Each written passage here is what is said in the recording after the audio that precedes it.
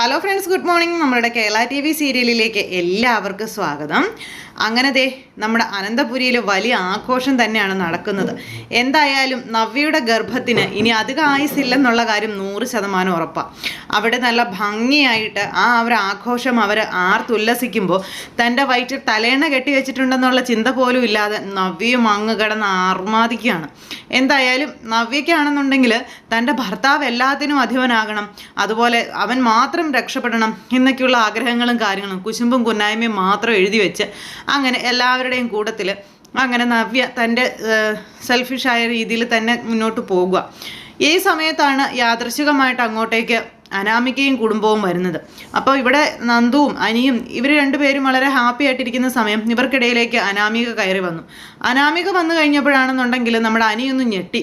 എനിക്കാണെങ്കിൽ തീരെ താല്പര്യമില്ല, പക്ഷേ എനിക്ക് ഇഷ്ടമല്ല എന്ന് മുഖത്ത് നോക്കി പറയാനും കഴിയുന്നില്ല. അനിയാണെന്നുണ്ടെങ്കിൽ അത് പറയാത്തതിൻ്റെ പേരിൽ നന്ദുവിനാണെങ്കിൽ അതിനേക്കാളും വലിയ പ്രശ്നം. അങ്ങനെ പ്രശ്നങ്ങളോട് പ്രശ്നമായിട്ട് പരസ്പരം അങ്ങോട്ടും ഇങ്ങോട്ടും പറയാതെ ഇവർ രണ്ടുപേരും കിടന്നിങ്ങനെ നീറുകയാണ്. പക്ഷേ അനിയെ കിട്ടുന്നതിൻ്റെ ആ ഒരു സന്തോഷത്തിലാണ് അനാമിക. അപ്പോൾ ഇവർ വന്നു കഴിഞ്ഞപ്പോഴേക്കും വീട്ടിലേക്ക് കയറി വന്ന അതിഥികളാണല്ലോ. ആ അതിഥികളെ വളരെയേറെ സ്നേഹത്തോടെ മര്യാദകളോടുകൂടി അനന്തപുരിക്കാർ സ്വീകരിച്ചു. അതിനുശേഷം അവിടുത്തെ ചടങ്ങുകളെ പറ്റിയും കാര്യങ്ങളെ പറ്റിയൊക്കെ ഇവർ സംസാരിക്കുന്നു.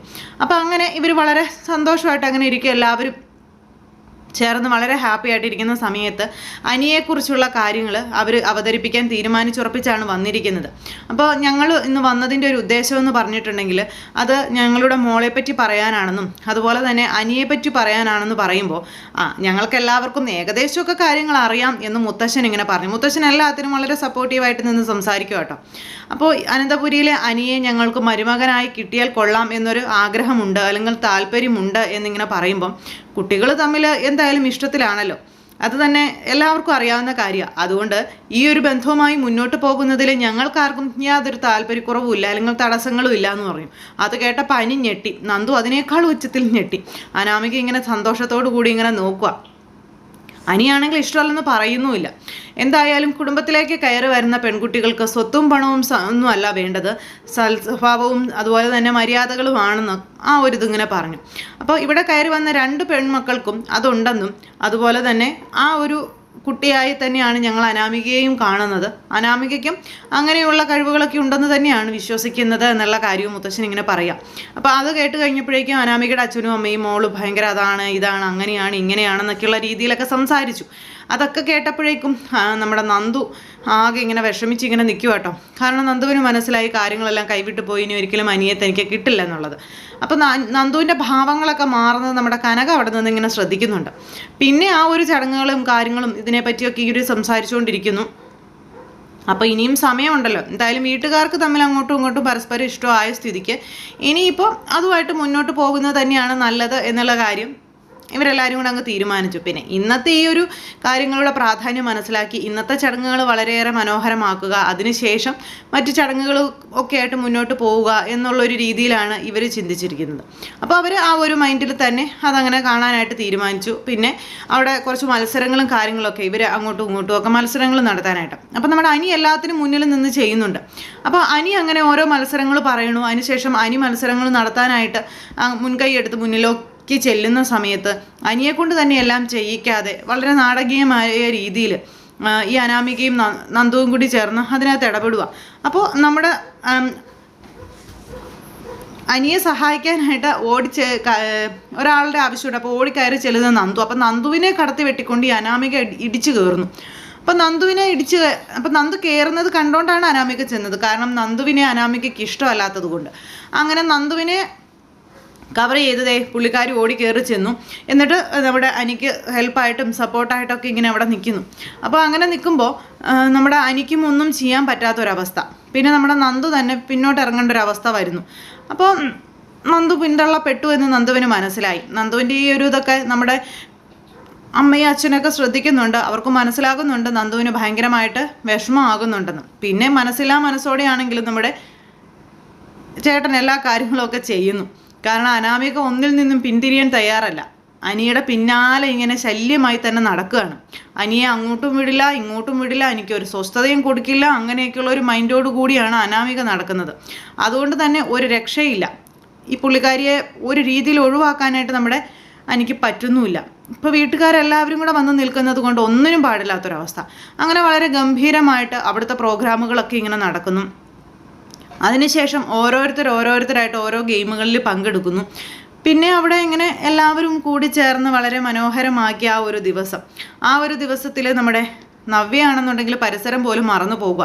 അപ്പം അമ്മയും മോനും കൂടി ഇവളുടെ ഈ കാട്ടായൊക്കെ കണ്ടിട്ട് ഇവൾ എന്നതാടാ ഈ കിടന്ന് കാണിക്കുന്നത്, ഇവളുടെ വയറ്റിലൊരു കുഞ്ഞൊക്കെ ഉണ്ടെന്ന് പറയുന്നത് നേര് തന്നെയാണോ, ഈ ഒരു കളിയോടുകൂടി അവളുടെ വയറ്റിലെ കുഞ്ഞ് എങ്ങനെയെങ്കിലും പോയാൽ മതിയായിരുന്നു, നീ ഒരു കാര്യം ചെയ്യാം, ഉള്ള എല്ലാത്തിനും നീ അവളെ പങ്കെടുപ്പിക്കുക, എങ്ങനെയെങ്കിലും അവളുടെ വയറ്റിൽ കിടക്കുന്നത് പോട്ടെ, അങ്ങനെയെങ്കിലും ഒരു സമാധാനം കിട്ടട്ടേടാ എന്നും പറഞ്ഞുകൊണ്ട് ജലജ ചെന്ന് മകനോട് പറയണം. അപ്പോൾ ഭാര്യയെ എല്ലാത്തിനും പങ്കെടുപ്പിക്കാനായിട്ട് ഭർത്താവ് ശ്രമിക്കും. ഒന്നിനും പിന്നോട്ട് നിൽക്കരുത്. ആ നയനയെന്ന് പറയുന്നവളെ എല്ലാത്തിലും മുന്നിൽ നിൽപ്പുണ്ട്. അപ്പോൾ അവളെ കടത്തി വെട്ടണം എന്നുള്ളൊരു രീതിയിൽ. അപ്പോൾ ഒരു രീതിയിലും ഇപ്പോൾ അവരെ തമ്മിൽ തെറ്റിക്കാൻ പറ്റാത്തൊരവസ്ഥയിലേക്ക് കാര്യങ്ങളെല്ലാം ഇങ്ങനെ വന്നുകൊണ്ടിരിക്കുക. ആ ഒരു സംഭവങ്ങളും കാര്യങ്ങളും ഒക്കെ അവിടെ ഇങ്ങനെ നടക്കുന്നു.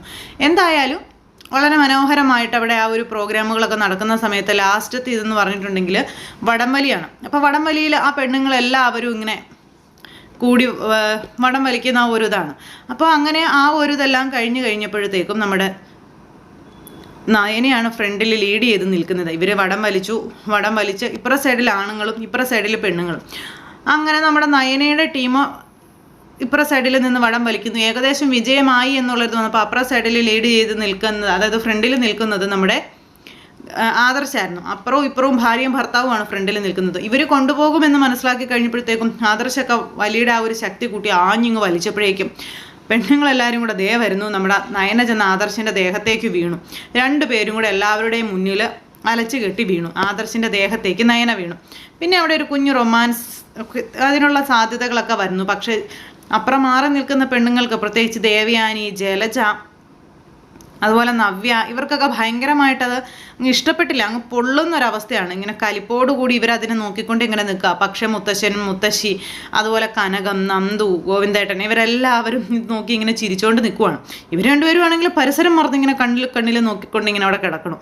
ആ സമയത്ത് പെട്ടെന്ന് ആദർശ് ഇങ്ങനെ ചുറ്റിനും നോക്കിയപ്പോൾ എല്ലാവരും നോക്കുമല്ലേ, പെട്ടെന്ന് ആദർശ് എഴുന്നേക്കാൻ പറഞ്ഞു നയനയോട്. നയനയാണ് ഇങ്ങനെ കണ്ണിൽ തന്നെ നോക്കിക്കൊണ്ട് ഇങ്ങനെ കിടക്കുക. പെട്ടെന്ന് രണ്ടുപേരും കൂടെ ചാടിപ്പിടിച്ച് എഴുന്നേറ്റു. എന്താ മക്കളെ ഇത്, ഇവിടെ പരിസരം പോലും മറന്നു പോയോ എന്ന് അന്നേരം നമ്മുടെ മുത്തശ്ശി ചോദിക്കുക. അത് പിന്നെ ഓർക്കാപ്പുറത്ത് എന്ന് പറഞ്ഞ് ബപ്പപ്പ അടിക്കുകയാണ് അവിടെ കിടന്ന് രണ്ടുപേരും കൂടി. ഇനി രണ്ടുപേരും കിടന്ന് ചമ്മുമൊന്നും വേണ്ട, എന്തായാലും ഇന്നത്തെ ദിവസം അടിപൊളിയായിരുന്നു എന്നൊക്കെ പറഞ്ഞ് ഇവർ അതിനെപ്പറ്റിയൊക്കെ പറയുന്നു. പിന്നെയും നമ്മുടെ നയനയ്ക്കൊരു നാണം, അതുപോലെ ആദർശിന് വേറൊരു നാണം. അങ്ങനെ രണ്ടുപേരും ഇങ്ങനെ നിൽക്കുന്നു. അപ്പോഴേക്കും ദേവയാനി അവളുടെ മോന്ത കണ്ട ഭിത്തിക്ക് ഉരയ്ക്കാൻ തോന്നും എന്നുള്ള രീതിയിൽ ഇങ്ങനെ നിൽക്കുന്നു. എനിക്ക് മാത്രം ഈ ഭാഗ്യമൊന്നുമില്ലെന്നും പറഞ്ഞുകൊണ്ട് നവ്യ ഇവിടെ നിൽക്കുന്നു. ഇവനെയും കൊണ്ട് തോറ്റെന്നും പറഞ്ഞുകൊണ്ട് ജലജ അവിടെ നിൽക്കുന്നു. അങ്ങനെ അവിടെ എത്ര പേരുണ്ടോ അത്രയും പേരുടെ മനസ്സിലും പല പല ചിന്തകളായിട്ട് ഇങ്ങനെ നിൽക്കുക. ആ ഒരു കാര്യങ്ങളും ഇതെല്ലാം അവിടെ കഴിഞ്ഞു കേട്ടോ. പിന്നെ ആ ഒരു ഇതിനെ പറ്റിയുള്ള സംസാരങ്ങളും കാര്യങ്ങളും അവിടെ കഴിഞ്ഞു. അപ്പോൾ ഇത്രയും കാര്യങ്ങളൊക്കെ സംഭവിച്ചു കഴിഞ്ഞപ്പോൾ ഇവരെല്ലാവരും കൂടെ അതിനെ പോസിറ്റീവാക്കി സംസാരിക്കുന്നത് കേട്ട് കഴിഞ്ഞപ്പോൾ ദേവയാനിക്ക് ഇഷ്ടപ്പെട്ടില്ല. ഒന്ന് വീണെന്നും കരുതി ഇതിന് മാത്രം എന്താ ഇപ്പോൾ ഇവിടെ അത്ര പറയാനിരിക്കുന്നതെന്നും ചോദിച്ചുകൊണ്ട് ആശാത്തി അതിൻ്റെ ഇടയ്ക്ക് കയറി. കാരണം ആശാത്തിക്ക് ഇഷ്ടമല്ല ഇവർ തമ്മിലുള്ള ആ ഒരു ഇതൊന്നും ഇവിടെ കാണിക്കുന്നതും പറയുന്നതും ഒന്നും. അപ്പോൾ പുള്ളിക്കാരി അതിന് ഇടങ്കോലിട്ട് അവിടെ ഇങ്ങനെ സംസാരിച്ചു. അത് അവിടെ കൊണ്ട് സ്റ്റോപ്പായി. അപ്പോൾ ആ ഒരു പ്രോഗ്രാം ഇങ്ങനെ ഇത് കഴിഞ്ഞു. ഇതെല്ലാം കഴിഞ്ഞതിന് ശേഷം മൊത്തത്തിൽ നല്ല ഭംഗിയായിട്ട് ആ ഒരു ആഘോഷങ്ങളെല്ലാം കഴിഞ്ഞപ്പോഴേക്കും ഇതിൻ്റെ ഒരു കലാശക്കൊട്ടെന്ന് പറയുന്നൊരു സംഭവം ഉണ്ടല്ലോ. ആ കലാശക്കൊട്ടിൽ എല്ലാവരും ഫുഡ് അടിക്കലും കാര്യങ്ങളും ഇതെല്ലാം കഴിഞ്ഞ് ഒരു ഡാൻസും ചെറിയൊരു ഇതൊക്കെ ആയിട്ട് എല്ലാവരും ആഘോഷിച്ച് തിമിർത്ത് വാരാനായിട്ട് തീരുമാനിച്ചു. അങ്ങനെ ഡാൻസും പാട്ടും ഇതൊക്കെ ആയിട്ട്. അപ്പോൾ ഇതിനകത്തൊക്കെ നയനയും ആദർശവും ഇങ്ങനെ ഭയങ്കരമായിട്ട് ഇങ്ങനെ എല്ലാത്തിലും പങ്കെടുക്കുക. ഈ സമയം അതിനകത്തേക്കും നവ്യയെ പറഞ്ഞു വിടുവാണ് അപ്പോൾ അഭി നവ്യയെ പറഞ്ഞു വിടാൻ ശ്രമിക്കുന്നത് കിടന്ന് തുള്ളുന്ന സമയത്ത് പോവുകയാണെങ്കിൽ പോട്ടെ, ഇതാണ് ചിന്തിക്കുന്നത്. അങ്ങനെ നവ്യ അതിൽ പങ്കെടുക്കുന്നു. പിന്നെ ഡാൻസായി പാട്ടായി ഇങ്ങനെയൊക്കെ നവ്യ പരിസരം പോലും മറക്കുന്നു. എന്താണ് തനിക്ക് സംഭവിക്കുന്നത് എന്ന് പോലും നവ്യ ചിന്തിക്കുന്നില്ല. നവ്യ ഇങ്ങനെ അടിച്ചു പൊളിച്ച് നടക്കാൻ ആഗ്രഹിക്കുന്ന ഒരാളായതുകൊണ്ട് കിട്ടിയ അവസരത്തിൽ മാക്സിമം കിടന്ന് അർമാദിക്കുക. പക്ഷേ ഈ നമ്മുടെ അനിയുടെ അടുത്തേക്ക് ഒരു പരിധിയിൽ കൂടുതൽ അളിഞ്ഞു കയറി വരുന്ന അനാമികയെ അനിക്കാണെന്നുണ്ടെങ്കിൽ അങ്ങ് അക്സെപ്റ്റ് ചെയ്യാൻ പറ്റുന്നില്ല. പക്ഷെ അനിക്കിത് വേണ്ട എന്ന് തുറന്നു പറയാനും പറ്റുന്നില്ല. അനി കിടന്ന് ശ്വാസം മുട്ടുക. അപ്പോൾ ഇവർ തമ്മിലുള്ള ആ ഒരു ഇതെല്ലാം നമ്മുടെ നന്ദു കാണുമ്പോൾ നന്ദുവിൻ്റെ ഉള്ളും കിടന്ന് പിടച്ചുകൊണ്ടിരിക്കുകയാണ്. അങ്ങനെ ഡാൻസ് കളിച്ചുകൊണ്ടിരുന്ന സമയത്ത് ആരും പ്രതീക്ഷിക്കാതെ നവ്യയുടെ ഗർഭം ദേ താഴെ ചാടിപ്പോയി. ആ ഒരു വെച്ചിരുന്ന വലിയൊരു പാടുണ്ടല്ലോ, അത് കെട്ടഴിഞ്ഞ് നിലത്തി ആടിപ്പോയി. അപ്പോൾ ഈ പാടയിൽ ചവിട്ടിയാണ് എല്ലാവരും അവിടെ ഡാൻസ് കളിച്ചുകൊണ്ടിരിക്കുന്നത്. ഇതാരും പ്രതീക്ഷിക്കുന്നില്ല, ആരും നിലത്തേക്ക് നോക്കുന്നില്ല. നിലത്തേക്ക് നോക്കിപ്പോയാൽ തീർന്നു. പക്ഷെ അത് ഒരാളതിൽ കണ്ടു, നയന. അതുകൊണ്ട് തൽക്കാലത്തേക്ക് നവ്യയെ രക്ഷിച്ചെടുക്കാം എന്നുള്ള ഒരു പ്രതീക്ഷയെങ്കിലും ഉണ്ട്. അപ്പോൾ അത്തരത്തിലുള്ളൊരു വിശേഷമൊക്കെ ആയിട്ടാണ് ഇന്നത്തെ നമ്മുടെ സൂപ്പർ ഹിറ്റ് കഥ വന്നിട്ടുള്ളത്. അപ്പോൾ എല്ലാവരും കാത്തിരുന്ന് കാണണം. എല്ലാവർക്കും നല്ലൊരു ദിവസം ആശംസിക്കുകയാണ്. എല്ലാവരുടെ സപ്പോർട്ടിനും സ്നേഹത്തിനും ഒരുപാട് നന്ദി അറിയിക്കുന്നു. അടുത്ത സൂപ്പർ ഹിറ്റ് കഥയുമായി കാണുന്നത് വരെ എല്ലാവർക്കും നന്ദി. അതോടൊപ്പം നമ്മുടെ ചാനൽ ആദ്യമായിട്ട് കാണുന്നവരുണ്ടെങ്കിൽ ഒന്ന് സബ്സ്ക്രൈബ് ചെയ്യണം കേട്ടോ. തൊട്ടടുത്ത് കാണുന്ന ബെൽ ബട്ടൺ അമർത്തി കഴിഞ്ഞിട്ടുണ്ടെങ്കിൽ നമ്മുടെ വീഡിയോസ് എളുപ്പത്തിൽ നിങ്ങൾക്ക് കാണാൻ കഴിയുന്നതായിരിക്കും. പിന്നെ നമുക്കിപ്പോൾ മറ്റു രീതിയിലൊന്നും വീഡിയോ ഇടാനുള്ളൊരു സാഹചര്യം ഇല്ല. അതുകൊണ്ടാണ് ഫേസ് ഇട്ട് വീഡിയോ ചെയ്യുന്നത്. മറ്റു രീതികളിൽ എങ്ങനെതെല്ലാം നമ്മൾ വീഡിയോസ് ചെയ്തിട്ടുണ്ടെങ്കിലും കോപ്പിറൈറ്റ്സ് പ്രോബ്ലംസ് ഉള്ളതുകൊണ്ട് ഫേസ് ഇട്ട് മാത്രമേ വീഡിയോസ് ചെയ്യാൻ കഴിയുകയുള്ളൂ. അപ്പോൾ എല്ലാവരും മാക്സിമം സപ്പോർട്ട് ചെയ്യുക. അപ്പോൾ ഒരിക്കൽ കൂടി എല്ലാവരോടും ഹൃദയത്തിൻ്റെ ഭാഷയിൽ ഒത്തിരി നന്ദി അറിയിക്കുകയാണ്. അടുത്ത സൂപ്പർ ഹിറ്റ് വിശേഷങ്ങളുമായി കാണാം. എല്ലാവർക്കും നന്ദി. Tata, bye bye.